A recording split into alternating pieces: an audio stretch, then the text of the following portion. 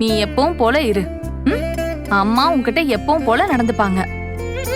தேவையில்லாம மனச போட்டு குழப்பிட்டு இருக்காத, சரியா? சரிக்கா.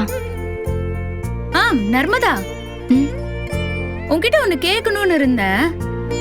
அம்மா கிட்ட கோவப்பட்டு பேசும்போது விஜய் மாமா என்ன புரிஞ்சுக்கிட்ட அளவுக்கு கூட நீ என்ன புரிஞ்சுக்கல அப்படின்னு சொன்னியே, நீ அப்படி சொன்ன?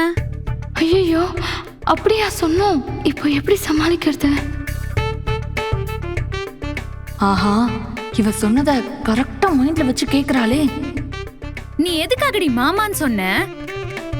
அவர் என்ன உன் அக்கா புருஷனா? அக்கா புருஷன்தான். ஆனா அப்படி சொன்னா நீ நம்ப மாட்டியேக்கா. உன்கிட்ட தாண்டி கேக்குறேன், பதில் சொல்லு. அவ ஏதோ ஃப்ளோல சொல்லிருப்பாடி.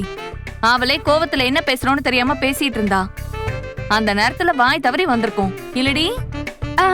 ஆமாக்கா, அப்படிதான் வந்திருக்கோம்.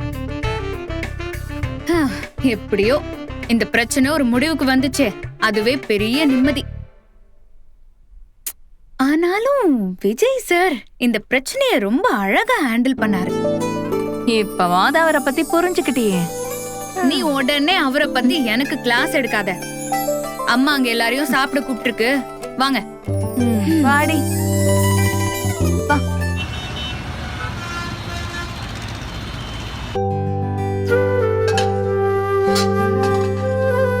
காவேரி, நீயும் அப்படியே இவங்களோட சேர்ந்து உட்காரி, நான் பரிமாறுறேன்.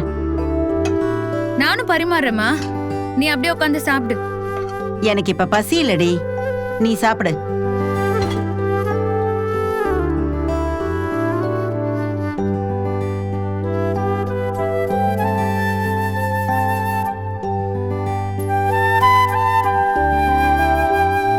போதும்.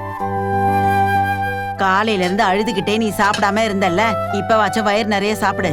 அடேங்கப்பா, ரொம்ப தான் அக்கறை. ஏண்டி, என் புள்ள மேல எனக்கு இல்லாத அக்கறையா? அக்கா கேட்டுக்கிட்டியா? அவங்க புள்ளையாமா. கேட்டுச்சு கேட்டுச்சு. அவளுங்க கிடக்குறாளுங்க, நீ சாப்பிடு நர்மதா.